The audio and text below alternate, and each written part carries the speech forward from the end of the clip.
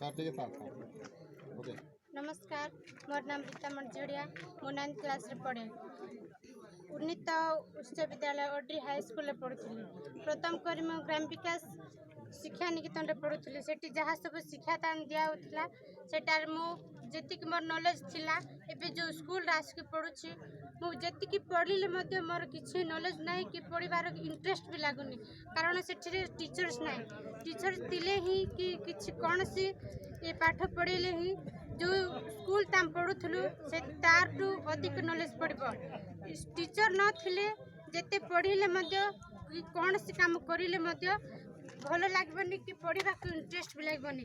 सेति पय हम चेष्टा करछु सर हमको जेमिते हेले मध्य 2-3टा हाई स्कूल स्टूडेंट्स मानक पय टीचर निहाती भाव दरकार नहेले हम आगो केमिति बढ़ी पारबो केमिति हम भविष्य हम गढ़ी पारबो।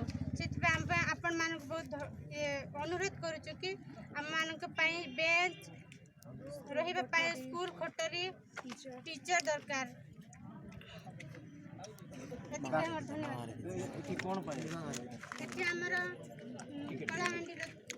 दिवशंकर सार आमर अभियोग जनइबू जे आमको जमी आमको टीचर आणिक आम पाखे